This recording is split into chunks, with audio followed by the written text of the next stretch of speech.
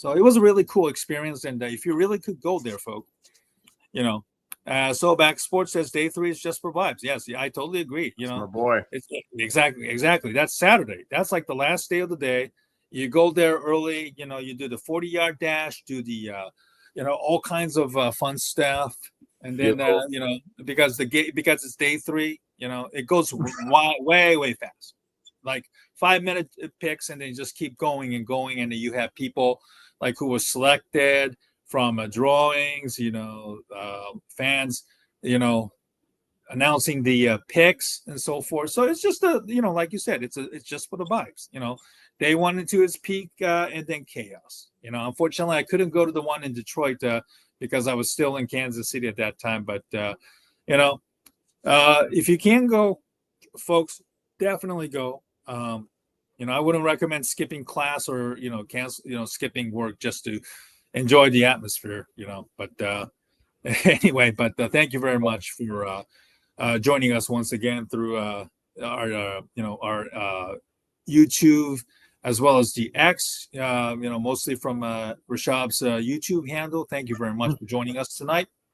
All right, guys, let's start talking about the NFL draft. And draft is about a month away, pretty much now. So the free agency period, pretty much, we're done talking about it. So now we have to kind of start talking about the 10th pick, the 39 and 41 and the 72 that the Bears have. 4 picks in the first 75.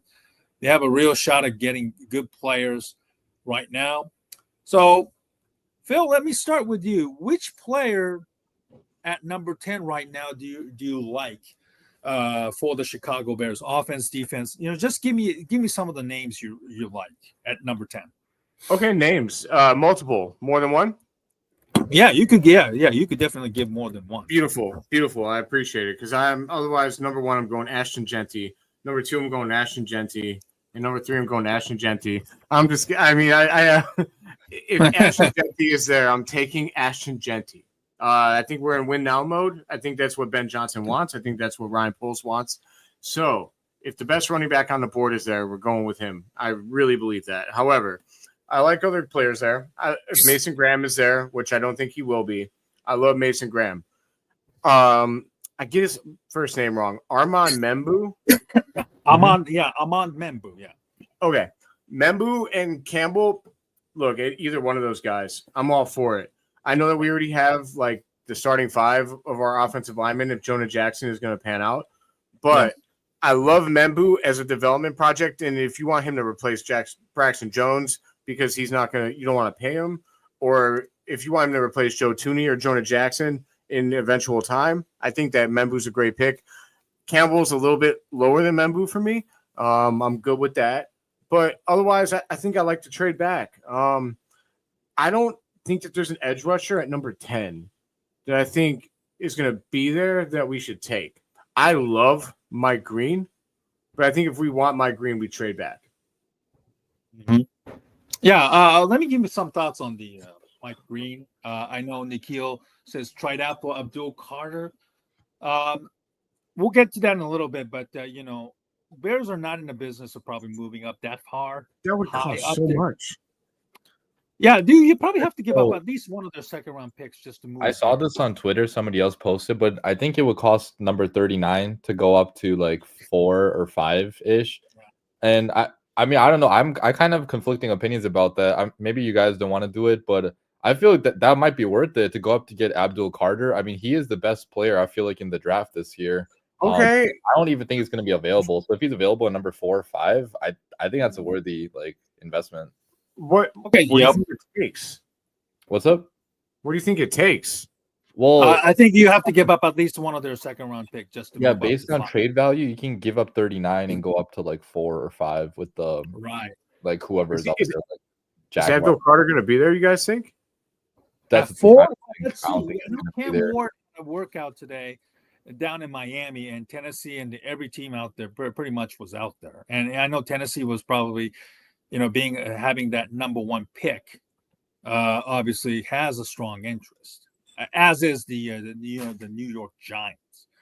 So Tennessee, I think, will pick Cam Ward, barring a crazy scenario. So Cleveland at number 2, I have a feeling this is going to be very, very interesting. They don't have a quarterback right now, and they're talking about Russell Wilson, but his price might be too high right now, or it could be Kirk Cousins, for Cleveland.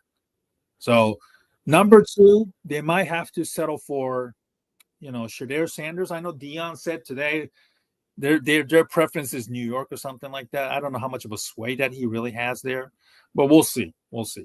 So let's just say Cam Ward, Shedeur Sanders goes 1 and 2. So that leaves the Giants at number 3. They did just take famous interesting crab legs. Listen, Travis Hunter, New England number 4 would be a pretty interesting choice there, because if it could be either Travis Hunter or Abdul Carter. Now, if Abdul Carter slips out of that number 4 spot, and at number 5, it would be Jacksonville.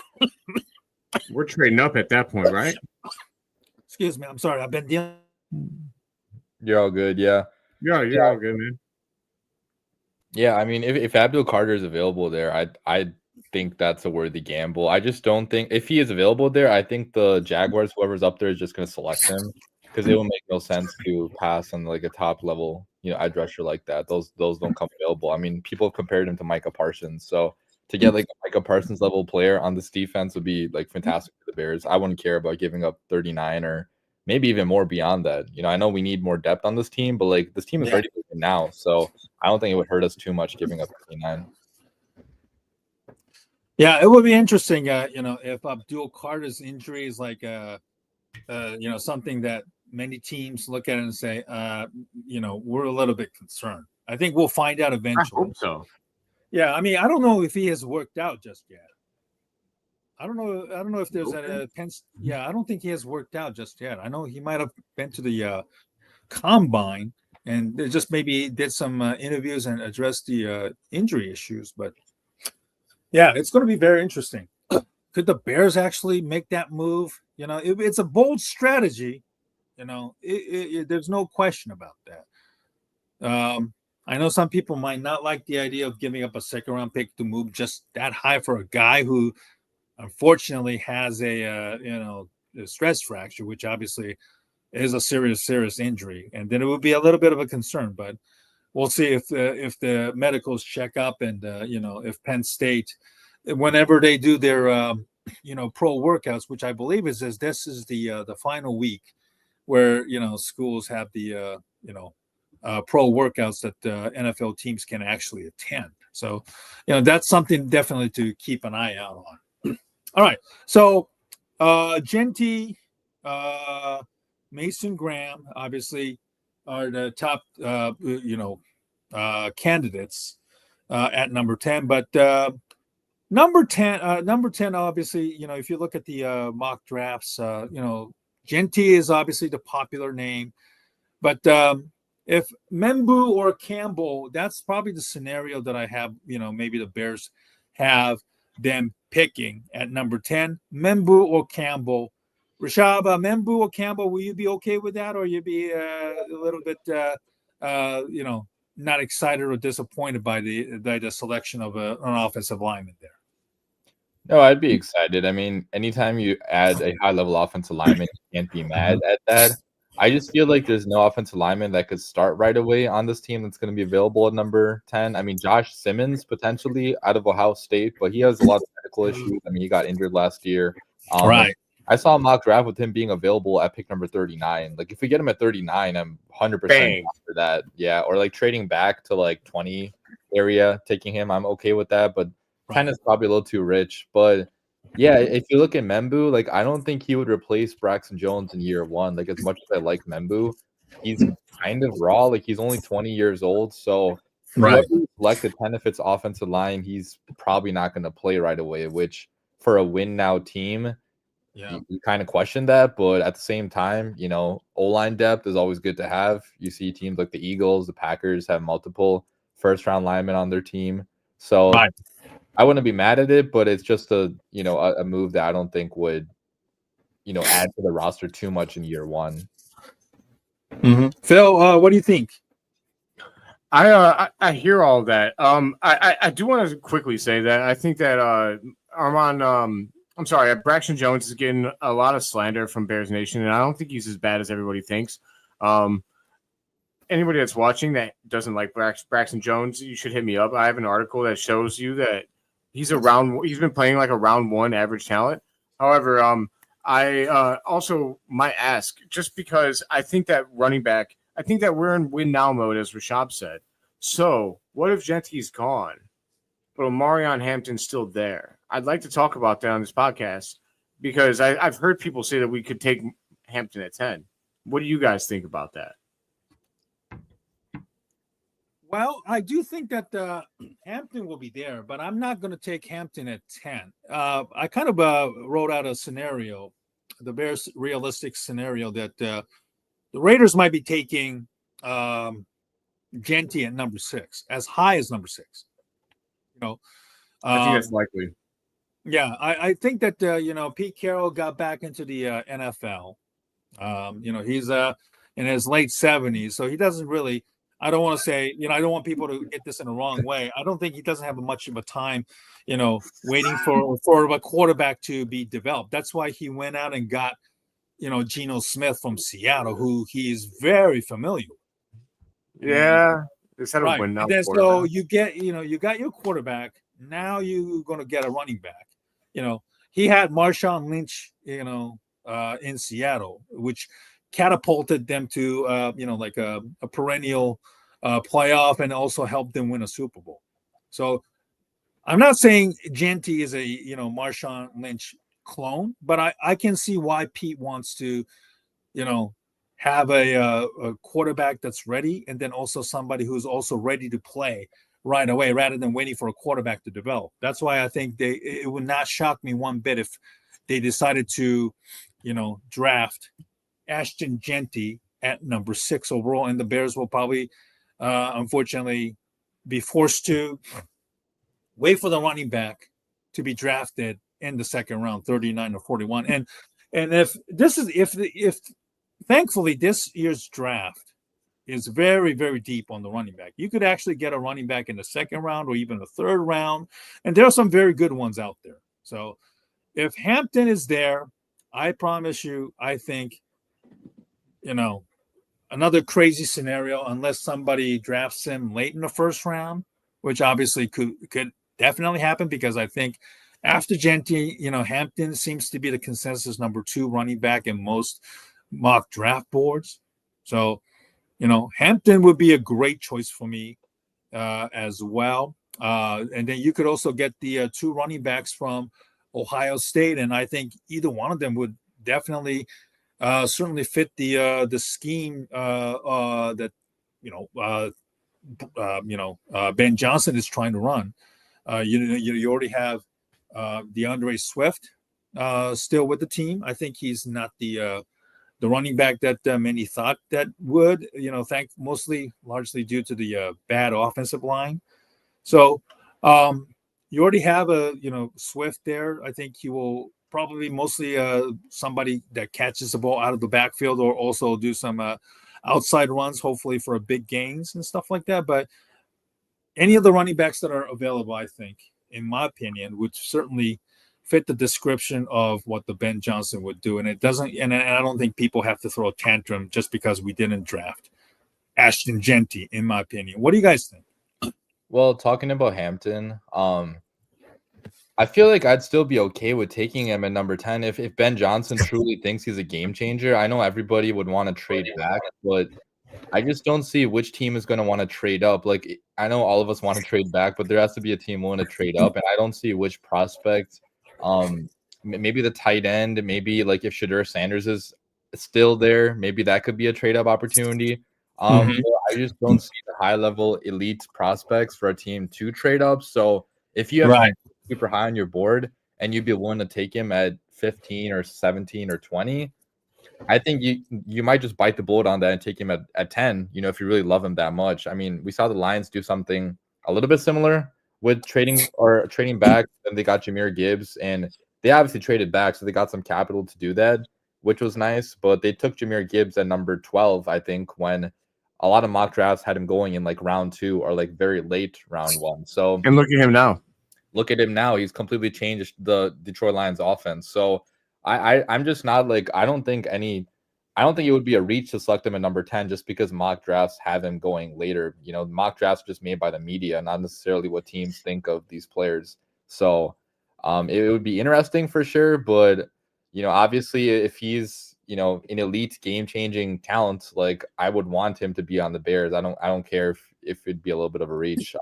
But obviously we hope that Ashton Genty is going to be there, and I do think Ashton Genty is going to be there at number 10. Like I know the Raiders are a threat for that, but if you look at the Raiders roster, They're not ready. They need help everywhere. They need help on the offensive line, defensive line.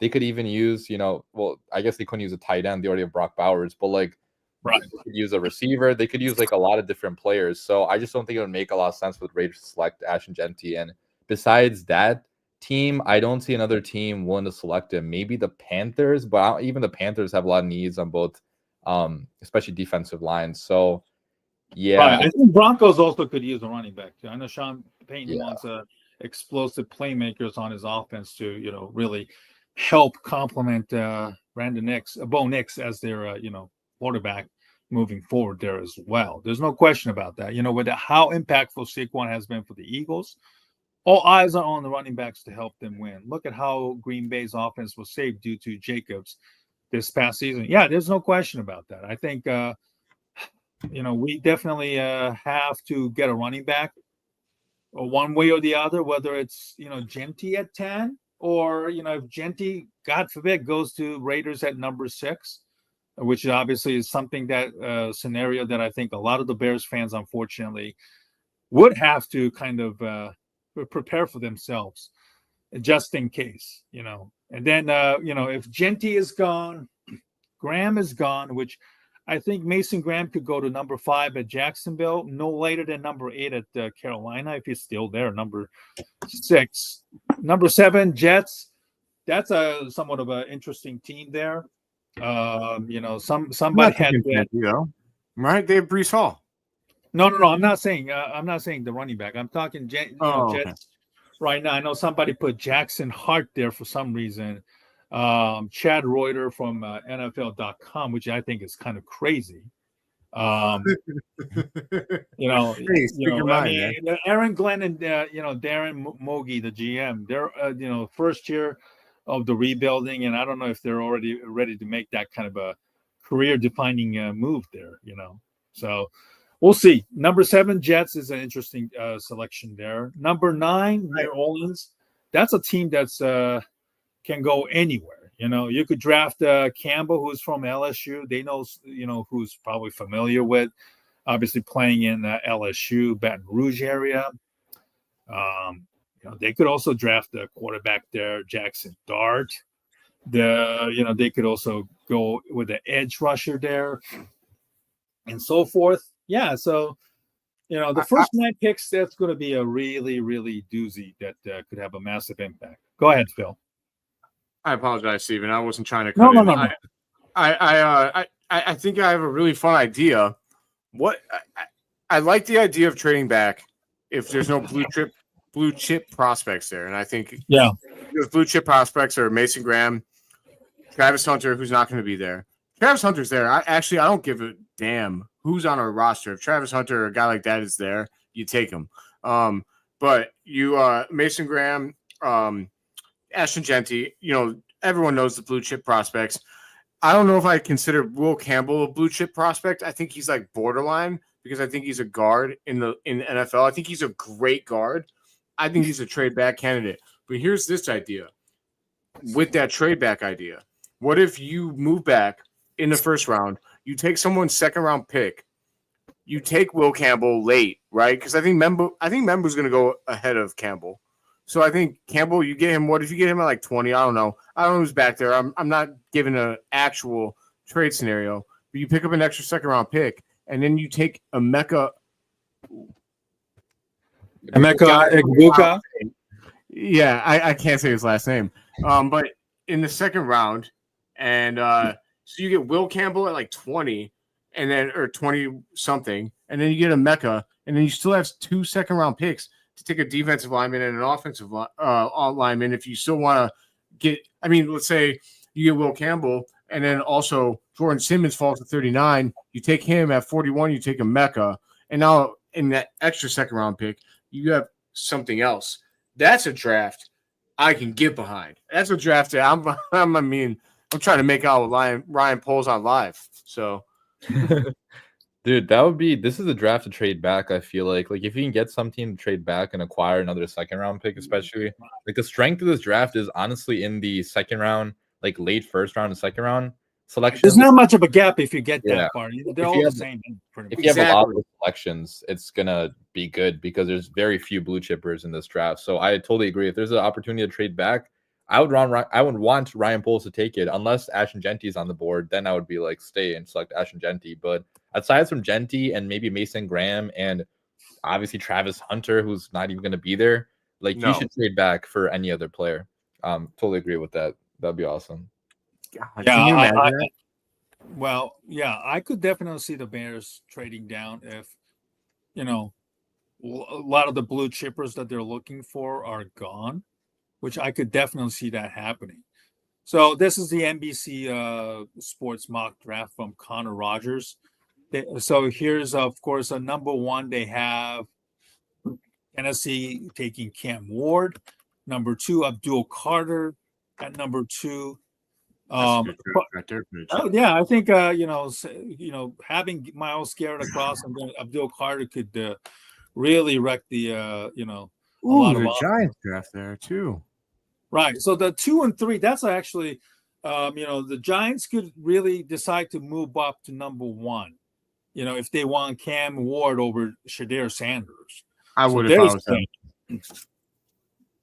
So number 4, New England. This is where they have Will Campbell going there. That's my draft. That's the draft I just talked about. Will Campbell or Amon Membu. I think New England Patriots like either one of those guys. I think they need to have somebody to protect Drake May, just like the Chicago Bears need to protect Caleb Williams long term there.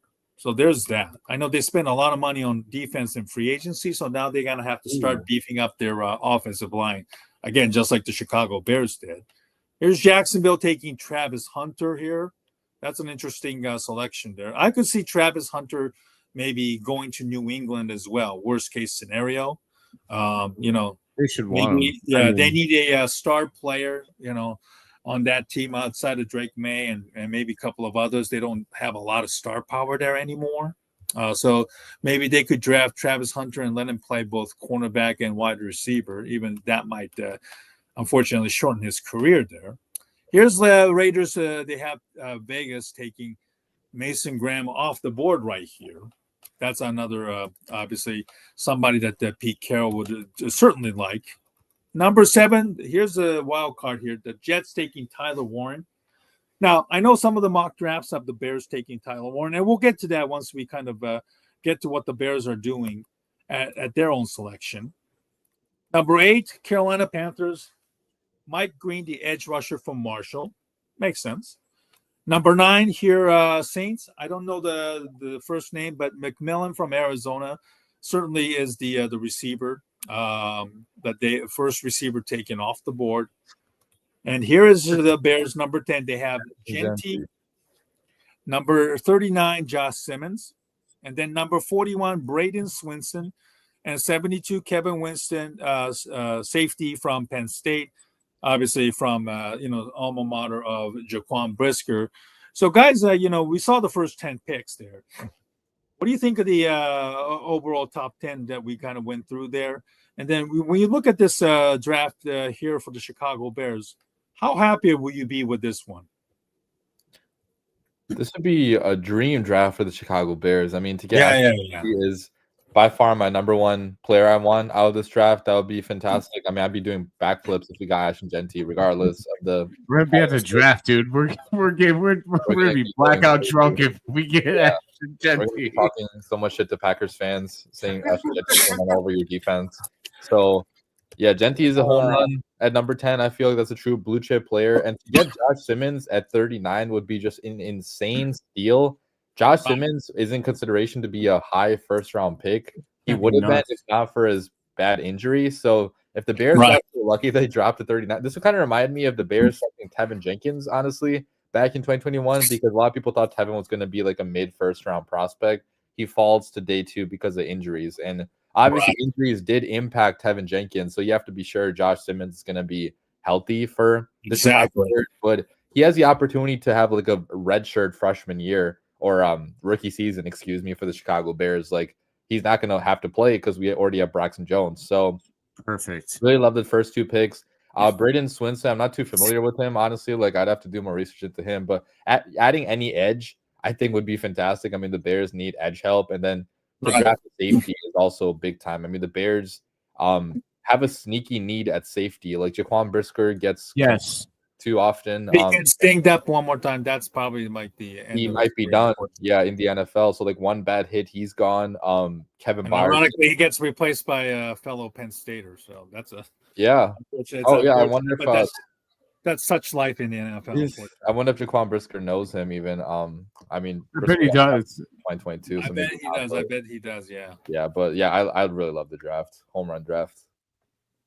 Yeah, so Braden Swinson, I think, is a 1-year starter at LSU. Obviously, that team is very loaded. Obviously, on both sides of the ball, always recruiting 4 or 5 starters, 4 or 5 star recruits all over the country, pretty much, especially in the South. EJ Schneider, who I think some of you are very familiar with, follow on Twitter at Football EJ. By the way, he will be my guest Friday night. I'll be talking a lot of I'm talking with him at 8:30 Eastern, 5:30 Pacific, because the EJ lives up northwest. We're gonna trying to accommodate his time there, probably for about a little over an hour to talk about the NFL offseason and then the upcoming draft there too. I know EJ himself is very, very high on Braden Swinson, so I will hope to talk to him and get more info on why he is so high on Swinson. I know Swinson is a pretty highly rated players among the draft experts on Twitter as well. So, if this draft really, really pans out like this is, without having to move up and down, I think this is a super, super draft for Chicago Bears, in my opinion, guys. Absolutely. The only person that the only thing I might switch around, I can't remember his name right now. I like that safety from Notre Dame. I talked about him on a podcast. Oh, Xavier Watts. Yeah. Yes. I think that he's solid. I like safeties that are smart, because safety is a lot about instincts and a lot about studying and a lot about, knowing your keys. I think that could be really cool. Really cool. I think it could be a really productive safety. I also like Powell Ryland from Virginia Tech. He had 25 and a half sacks in the last 2 seasons. I talked about him as well. I think that he's an underrated player. He has certain statistics and certain measurables that are actually somewhat comparable, to Abdul Carter. They're not as good as him. Not trying to say that. But I'm saying that he could be a fun pickup. So you could see, I could see that flip-flopped. But this draft is amazing. Josh Simmons is a perfect pickup for the Bears in the 2nd round. I love that pickup, because if you don't really want to pay Braxton, and I totally get that, because you want to spend that cap money on something else, I don't think it's a skill thing. It's just a cap thing. I think that this is a great draft. And if you get Ashton Genty, this is a top 5 Bears offense potentially next year. That's my opinion on that. I think so. If this draft plays out this way, I think the Bears get a massive, massive upgrade on every position that they needed to hit. And then, getting Genty at 10, which I think seems like a remotely possible now.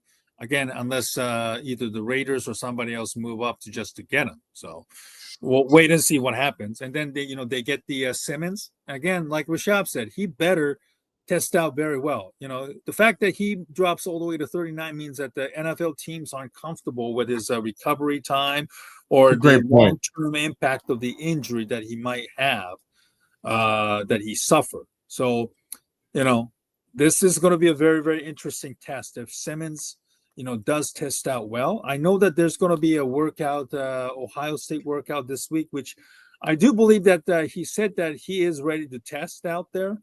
So, make sure to keep an eye out on Twitter, and when Ohio State does do their workouts, they got plenty of prospects that they're gonna have to look to. Another guy that I think Bears fans are probably familiar and probably need to do a little bit of a deep dive is JT Tuimoloau, who is the defensive end, as well as his teammate Jack Sawyer. The bookends who made their presence and led the Ohio State to the national championship with their performance. And so this is going to be a very, very interesting draft, how it plays out. If this is how it turns out, I think a lot of fans will be doing, backflips or cartwheels or whatever the heck they want to do. I'll make Rashad do a backflip. Oh, man. 5 weeks after my hernia surgery, I'll be fully healed by then. Listen, if I do a backflip, I might break my neck, and then the country's gonna be paying for my disability forever. Do you want that on your conscience, man? Yeah, if they're paying for disability forever. Yeah, well, I hope so. Fair enough. My guest tonight is Rishab Shakir from the YouTube's The Windy City channel, Productionz, Philip Charles Van Hayden from Profane podcast. Now that you can find it on YouTube as well as Spotify there as well. Guys, some of the mock drafts are now starting to have the Bears drafting tight end Tyler Warren from Penn State, who is a Mackey Award for tight ends that they get. Very, very productive season. All-American, rightfully so. He's a very versatile weapon. Do you like the idea of taking a tight end like Warren at 10, or is that like too rich for you guys? Rashad, let me start with you. Yeah, I'll go first. I don't know, man. I don't really love the idea, if I'm being honest, because I'm a bigger Cole Kmet fan than maybe some people out there. I really think he can be I think he is a top 10 tight end in the NFL. If you already have a top 10 tight end, I just don't see how it makes sense to spend another really high pick on a tight end. And I think if we really wanted another tight end, Brock Bowers would have been a much better pick last year. Brock Bowers is an even better prospect than Tyler Warren is, and we didn't select him last year when we already had Keenan Allen and DJ Moore under contract. So I don't think Ryan Poles wants to move off of Cole Kmet at this point. And it just obviously 12 personnel is a thing. Teams use 12 personnel, but you're not going to be in 12 personnel all snaps. I think you're basically kicking Cole Kmet out of town if you select Tyler Warren at number 10, because I don't think two star tight ends can exist in the same system in most. I mean, maybe I could be proven wrong, but I don't think it would make a lot of sense to select a tight end that high. Well, the closest I think we can all kind of think of is New England when they had Rob Gronkowski and Aaron Hernandez at one point before. I love that. We all know what happened with Hernandez, but that's probably the closest thing I can think of. But Phil, Tyler Warren at 10, with Genty, Graham, and other guys are gone. Will you be excited about that, or will you be like, nah, tight ends don't do for me? So I'm going to be consistent here because last year I wrote an article that the Bears should have selected Brock Bowers, and it wasn't because of anything with Cole Kmet. It was everything to do with what Brock Bowers was as a football player, and I believe that the right coach could utilize him in a way that would make him and Cole Kmet both utilizable at the same time. I think we could do that the same way on the Bears, especially with Ben Johnson. I wouldn't be mad at it. If we take Tyler Warren, what that tells me is that Ben Johnson has figured out a way to utilize both Cole Kmet and Tyler Warren at the same time and make them both dangerous. So I think if that's the case, I'm good with it. I think Tyler Warren's a little more of a playmaker than Cole Kmet. He's not as good as Brock Bowers. I don't want to put that out there because Brock Bowers is special. He is a special football player. Right. But I think that Tyler Warren could be utilized in two tight end sets. I think you could probably utilize him at H-back. I think you could because, I mean, he is a dangerous weapon as well. He's not just a blocker. So I think that you could – I don't want to relegate Cole Kmet to just blocking duties because I think he's better than that, especially in the red zone. But I think that you could make it work with both of those guys being a big part of your offense where they're both getting big snaps, if that's what Ben Johnson wants. Look, I'm totally of the mind that at this point I totally trust Ben Johnson's vision. If we take him, I'm going to ride with him. Only Yeah, I want to say. No, go ahead, Rashad. Sorry about that. I just want to say one thing. So I totally agree with Ben Johnson. Like he has used 2 tight ends a lot in the past, but like the tight end 2 of the Lions offense last year, I think it was Brock Wright. I'm pretty sure. Yeah, but he's not as good as these guys, right?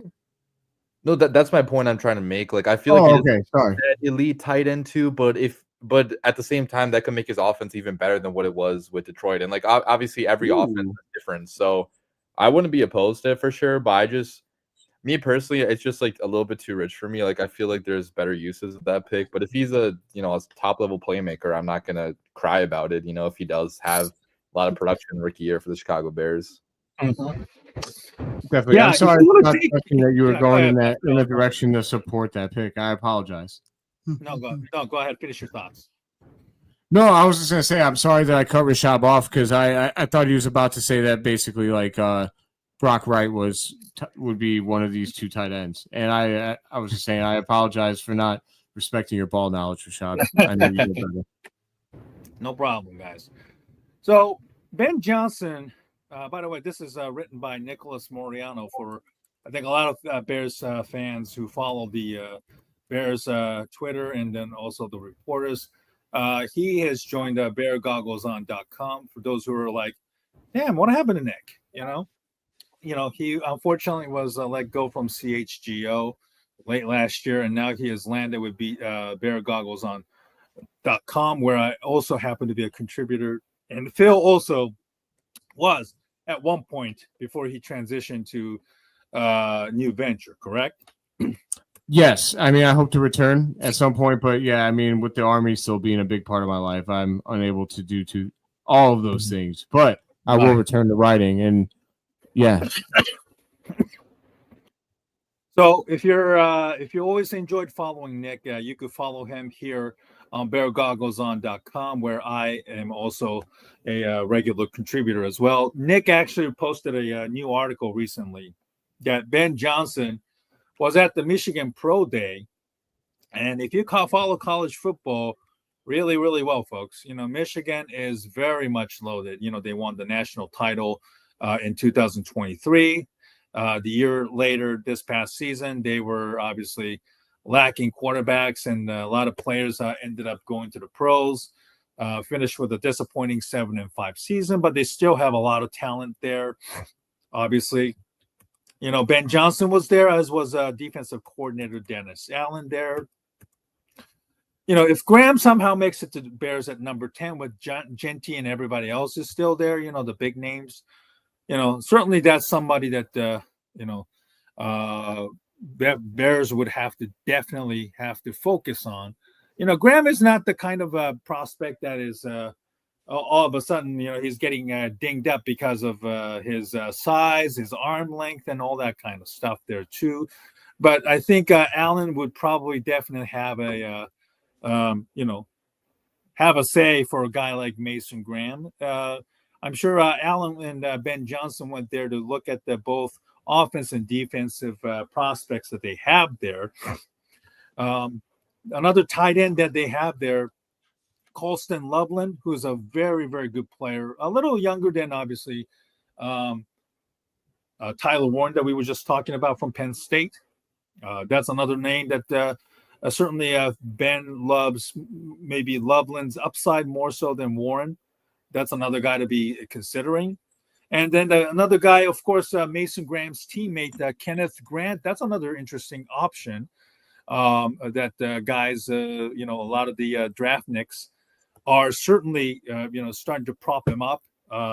He's one of those players who might be a better player once he gets to the NFL level than he was at college, provided that he gets the right coaching and he's also motivated to make himself a better player there. Guys, what do you think about Ben Johnson's appearance in Michigan? And, do you buy into these types of things just to maybe that Johnson is looking at the Michigan players a little more closely than anybody give them credit to? You want to go first? Sorry, Rishab, let me start with you. Oh, yeah. I mean, yeah. I don't know. Like, I mean, the Bears are going to attend a lot of pro days, so I don't think it matters like a great deal that they're there, but it is interesting for sure. I mean, like you mentioned, like they have a couple defensive line options there. Mason Graham, if he's available in number 10, or even if the Bears trade up for him, I think he is one of the true blue chippers that's going to add to this defensive line and make it like more of like an elite defensive line. So yeah, I mean, I'm sure Ben Johnson realizes just the importance of winning in the trenches. I mean, with the Detroit Lions, he won games there, largely based in the trenches. I mean, the Lions had one of the best offensive lines. He had to go up against some good defensive lines as an OC. So yeah, I mean, either of these guys would be pretty amazing for the Bears to select. Phil, do you buy into these visits like that the Bears are maybe looking at these guys more closely, and maybe we might have to kind of get a hint on what the Ben Johnson and his staff wants? I think it's I mean, I think that's a solid point. I think that here's my thing. I think that Big Ten offensive linemen, defensive linemen, and linebackers are great players to pick up. Running backs as well, tight ends. Right. I think that any Big Ten player that is like in the trenches or doing anything physical is a solid pick. Everyone falls in love with the SEC. You can't go wrong. No. Everyone falls in love with the SEC, but I think that they're more preferable for skill players. I think when it comes to linemen, you can't go wrong with a rugged, tough Big Ten lineman or a Big Ten linebacker. So yes, with Kenneth Grant and Mason Graham, I think that either of those players would be big boons to our defensive line. I don't think that I don't know if they start. It's hard to say Mason Graham doesn't start. I don't know, how that all works out, but we just watched the Philadelphia Eagles win the Super Bowl by having a rotating line that was putting pressure on the quarterback no matter who was in the game. Exactly. So I'm all for anything that involves, like, if we get Mason Graham at 10, that's a steal. That's an absolute steal. I mean, I don't know if he could play the one. At that point, maybe you teach Gervon Dexter to play the one. Are you bringing Grady Jarrett off the bench? All that is very interesting, but I think that they all get good snap counts. So I'm all for it. I think there is something to read there. Yeah, absolutely. They got three different prospects that could definitely all go in the first round. Obviously, Graham is rated higher. Kenneth Grant has started to get traction as they maybe mid to late first round picks. I know somebody probably posted, David Peters posted something about, trade back for Walter Nolan. That's a different, obviously Nolan or Kenneth Grant will be like a good fallback option. Grant is obviously a different player. He's more like a massive 6'3", like 330, 325, 330. He's a massive guy. And, he's an incredible run stopper, one technique guy, maybe nose tackle. So, he definitely needs a lot of coaching, not only to maybe get in shape, but also maybe, harness his pass rush move, if he wants to be, just more than a run stopper too. So, it has to be, a plan in place for a guy like Kenneth Walker to be developed into, a decent defensive tackle. If you're talking about somebody who's probably ready from day one, that's Mason Graham. But maybe like a long-term potential and an option, Kenneth Grant would probably be like a good fallback option if the Bears decide to trade down. Whether it's Grant or Walter Nolan, I think the Bears definitely need edge rusher as well as the somebody in that interior line. They need a little bit of a depth there. Andrew Billings coming off a torn bicep. Grady Jarrett they signed is 32 years old, so you can't really count on those guys to be there at 100% all the time. So interior pass rush or interior depth would need to be taken into like a consideration for the Chicago Bears. Now, if speaking of trading down, guys, how far do you think that the Bears are willing to move down? One scenario I have is If Tyler Warren is at 10, if somebody wants to move up, I would seriously listen. And I think Miami at 13. I know some people have mocked Warren there at 13, but if the Bears are number 10, and then the Colts could also move up for Tyler Warren too, because they need a excuse me, a reliable weapon for whoever the quarterback is, whether it be Daniel Jones or Anthony Richardson. They need another weapon, like a reliable tight end there. How far do you think you're willing to move down if you're the Chicago Bears? Phil, how far would you like to move down? If you can move down just like a few spots and get a guy like Walter Nolan or Kenneth Grant, I think that's awesome. I think that's a great spot for the Bears to draft. I mean, you're going to pick up an extra pick, and you're going to still probably get the guy that you want. If the guys that you don't want at 10 are still if you, like you said, Tyler Warren's still there at 10, but they decide they want to ride with Cole Kmet and the guys that they have right now, Darren Smythe or whatever is their tight end too, whatever. Then that's, I think that's a great option.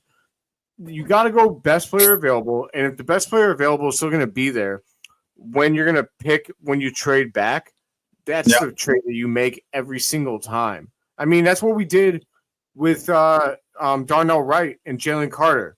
Everybody wanted us to take Jalen Carter, but honestly, we fleeced the hell out of the Eagles with that trade because we weren't going to take Jalen Carter. We didn't have the guys on the team to mentor Jalen Carter like they did. So they could have stayed right at number 9. I think it was number 9, and we were number 8, or we were number 9 and they were number 10, one of the two. And they could have stayed where they were and still got Jalen Carter, but we picked up an extra 4th rounder. I mean, that's the kind of trade that winning GMs make. So I'm all for all of that. Oh, by the way, I apologize there, but Rashad, how far were you looking to move down if you're the Bears and Ryan Poles? You can move down anywhere, honestly. Like if you move down past 10, I really feel like 11 to like even 30 are like almost the same this year in terms of like draft like value for the players. Mm-hmm. So yeah, I would not be mad if they get another 2nd round pick to move all the way down to like 20 or like right, or even somehow get a 1st round pick for next year. I don't think anyone's gonna trade a 1st for next year to move up this year, but you never know. I mean, if Shadur Sanders is available at number 10, that's possible. You never know. I mean, the Bears traded the 1st round pick to move up for Justin Fields, and that was like 20 to 11 or something like that. Like great pull there. That's a great pull. It happens. Yeah, it always happens like every year, especially with the how desperate teams are for quarterbacks. Maybe the Steelers do that somehow. I highly doubt it, but yeah, I mean, I'm cool with trading wherever, guys. Like I don't really care as long as Ashton Genty is not on the board. Like you can trade back however far you want to. Bang. I agree with that. I just want to add on that like every single year there's a player or 2 players or 3 players that fall that nobody thought was going to fall before because we don't actually know all of these teams' plans. And some of these teams are bad evaluators. Right. We've seen that absolutely, yeah. I mean, it just happens. We've seen it as Bears fans, right? We've seen it for us, and then we've seen it for other teams. So every year there's someone that falls. I mean, I think there's someone guaranteed to be there at 39 that we didn't think was going to be there. So yeah, I think so. Yeah. So I feel the same way about 10 potentially. So whether we take that guy or we trade back, I think that this draft, I think that it's going to be a true collaboration between Ben Johnson and Ryan Poles. So I think that anything that we do right now, we should ride with guys. We should trust the vision. Because what we've seen in this free agency is that Ben Johnson ain't playing around, and neither is Ryan Poles. It's win now time, so we should ride with it. Hell yeah, Jerome Munoz, Mason Graham won't fall past the Jags. I agree. I think we were he shouldn't a little bit earlier. Graham at 5. The furthest I think he will drop is I think Carolina at 8. If Graham is at 8 available still. For Carolina at number 8, I would just run and then just turn this card in. I think that's like the floor for Graham to go that far. I'd be shocked if he goes that far. So It's an interesting debate to have, for the Bears fans. Rashab, would you take Graham, Genty, if they're still there at 10? Who are you picking? You said if both of them are there at 10. Yeah. That's a tough question because Genty is like I want him pretty badly on this Bears team, but at the same time, the defensive line is like the trenches are always going to be more important to me, but I really don't know, man. Like I think both of them are blue chip prospects, so I would not be mad at either. But I just think the Bears could still get a really phenomenal edge at pick number 39. And I'm not sure you can get another Ashton Genty at pick number 39. I mean, there's some good running backs, don't get me wrong, but like Quinshon, Trevion Henderson, Caleb Johnson, I don't put them in the same caliber of player as Ashton Genty still. Like, even if they're good, they're not going to be elite, in my opinion, like Genty will be. So, yeah, I don't know, man. Like, I think that'd be a dream scenario for the Bears to fall into, but, Bears can't really lose if they're in that situation. I have a stat for you guys. I would like actually before I give you the stat, I'd like to know how many tackles do you think that Ashton Genty forced to miss last year? Oh, if you had to guess, I don't even know what like a baseline is for that. Like what does the average player get? Like average. I mean, honestly, like a 50 missed tackles is a good year for most running backs. So how many do you think he had? Like 60, 65? What do you think, Steven? I'm guessing probably 70, close to 70. He forced 152 missed tackles last year. What? 152 in one season? 152 in a single season. Wow. Period. That's usually some of it has to come from like a contact being made where he basically run over a tackler or he just basically run past everybody. Those types of things, right? I would have to look into that more, but I would have to look into that stat more. But it was what I heard when I heard this. It was from a reputable source. I can't remember the exact name off the top of my head, but it was forced missed tackles. So I don't think it was simply just someone whiffing. I think it was like him breaking tackles. Like, that's how special this dude is. Like, 152 in the same video that I watched, 152 forced missed tackles is what a lot of guys have for their entire collegiate careers. And this dude had it in 1 year. I'm just saying, man, everybody who thinks he's not exceptional or not generational, I think you're doing it because, one, he's from Boise State. Right. And two, he's smaller. Okay, that's right. 5'8", 5'9" I believe. Yeah, something, somewhere along that range. Yeah, absolutely. Right, but so was Barry Sanders, and who forced missed tackles more than that man, other than our guy Walter Payton. I mean, I'm just saying, Ashton Genty is the win now pick. Period. Yep. Well, we'll find out. Because I don't think nobody's complaining about Ben Johnson's influence in the Bears front office. Now, usually when head coaches start to kind of delve into personnel decisions, it usually means that the general managers don't get along or they're in trouble. We've seen that with 30 years ago when Dave Wanstead got the personnel decision, and that kind of turned into like a massive disaster. And most recent example, the Raiders with John Gruden in Tampa Bay as well. He got run out when Tampa Bay started to dip a little bit, and then when he came back, he had all the power. He and Mike Mayock obviously didn't see eye to eye, and then Gruden obviously with the self-inflicted stuff with the racist emails and all that other stuff. But his draft picks, even after the Bears traded for Khalil Mack and they got the the first round picks and the extra picks that they had, none of them even stuck around, unfortunately. So you don't want the head coaches kind of start to stick his head into college scouting and all that other stuff. So let's see if this I don't want to say the honeymoon period, but so far it seems as though Ben Johnson's influence is making a positive impact if you watch what happened in the free agency so far, because it forced Ryan Poles to go and be aggressive when fixing the offensive line. So let's see what kind of an impact that Ben Johnson has in this draft. Certainly, that's bears watching. How do you feel, guys, about Warren if he's there at 10? Jerome, well, we actually touched about this. Warren at number 10. Let's close out on this one since Jerome was asking about it. You're okay with it, right, Rashad? If he's there, maybe not.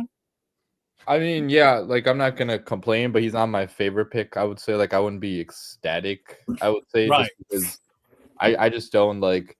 I mean, like, I guess it could work out. Like, it's worked out in some instances in NFL history, right. but it's really hard to incorporate 2 tight ends as much as people like think it could happen. But Okay. I'd be okay with it if Ben Johnson wants it. Phil, you okay with it, Tim? Too? Yes. I do think that it's a little. For me, it depends on what offense you want to form, right? Right. If you take Tyler Warren, then you know you're going to form an offense where Tyler Warren and Cole Kmet are all over the field. It doesn't always have to be a 2 tight end set. You could put a guy like Tyler Warren at fullback. He's not actually a fullback, but he's going to go off. He actually did play fullback in maybe like a quarter, like a wildcat formation, also through a pass as well. Last year too. So right. So all I'm saying is, if we take him, that means that's what our offense is going to be formed around. So I'm all for it. Like Rashad said, though, there are guys that I think that I would rather have. But if we take Tyler Warren, that means that Ben Johnson says, "Hey, man, guess what? I've got the goods drawn up." So if that's what happens, I'm good with it. Right. I would be like, I touched on this. Miami or Indy could probably want Tyler Warren bad enough that they want to move up to number 10. We'll see. If Indy or Miami offers a 3rd and a 5th round pick, I would take that in a heartbeat if they want Tyler Warren, so that the Bears can still move down and maybe get somebody else in the 13 or 14 range, where that's Miami and Indy pick 13 and 14 consecutively. So one of those teams will probably want to move up and say, you know what, we want Tyler Warren. And if somebody's bad enough to say offer a 2nd round pick, I would bait those teams into wanting Tyler Warren for the bidding war. So we'll see what happens. That's how I see it. And thanks for Jerome for asking us that question. So, guys, any final thoughts on the Bears and what kind of moves that they might be interested in, any prospects that we might be overlooking right now? Phil, do you want to any final words on this? Just that if we took Mike Green, I wouldn't be mad about it. I think that Mike Green, his speed to power is really good. I also don't want to leave this podcast without mentioning James Pierce Jr. I think that he's also really, really good. I think you could trade back a couple spots and get him. I really like your idea, Steven, where like if Miami wants Tyler Warren, you trade back a few spots and then you pick up a guy like Mike Green, and that guy is or James Pierce Jr., and those guys are both going to contribute for you. I will preface what I'm saying about Mike Green by saying you got to make sure that his off the field stuff is not going to affect him. But otherwise, yeah, man, I'm pumped for this draft. I really don't think that whatever we do is going to be bad. I think it's going to be a positive towards Ben Johnson's vision, and that's what we should want as Bears fans. Yeah, I agree. No matter who they pick, I think the Bears will have a solid plan. And can you believe you're saying that? Can you believe that? How many times have you said that in your life? No, I mean, draft is usually, it's a crapshoot. No matter who you're rooting for, who they pick. There's always going to be some people, find a way to complain about it. And I've done my fair share. As a fan from afar, watching it from afar. I've actually cussed. When my favorite player had been taken, several picks ahead of the Bears or whatever. So it's understandable. OI Grant from small school. I think it's William and Mary. Looks good for a third rounder. Yeah, there are some good developmental wide receiver, like an O-line prospect that the Bears certainly have to kind of draft and develop.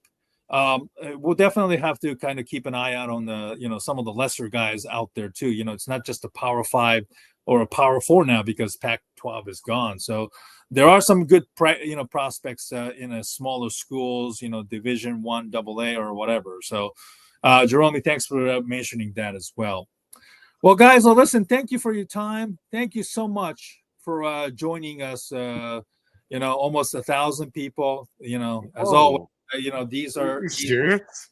Yeah. almost 973. But of course, a lot of that 99% of the people coming from basically from Rishab's channel and X there. So Rishab, thanks for the Anytime. for the Thanks, Poppy. I appreciate also the guests. A lot of comments and engaging ones. I appreciate it. I'm sorry if I overlooked some of them. Really, really appreciate the asking questions there, guys. Look forward to doing another one maybe in a couple of weeks, and certainly we'll have a better idea. As we get into April, there might be some chatters, and there might be some more campus visits by both Ryan Poles, Dennis Allen, and of course Ben Johnson himself and other places. So we look forward to it, and we look forward to discussing more on the next live stream. For Rashab Shakiri, Philip Charles Van de Hayden, I'm Stephen Negeshi. Thank you very much, and I apologize. I had to mute myself multiple times as I'm dealing with a cold that I got from work. I apologize, guys. Thank you very much. Thank you, and we look forward to seeing you. By the way, again, one more time. This Thursday, I'm having a live stream with Alex Pat from Cubby Crib to talk about the Cubs and the 2025 baseball season. And then Friday, as I touched earlier, EJ Schneider, who does a great work. He's also somebody that Bears fans are very familiar with his work with Brett Coleman from Bootleg Football Channel on YouTube. I'll have him on this Friday to delve further into the NFL draft as well from a Bears perspective as well. So if you're joining us tonight, hopefully you will join me this upcoming Friday as well as Thursday's show with Alex to talk about the Cubs and the MLB season this year. Have a wonderful evening, guys, and take care. And we look forward to seeing you next time.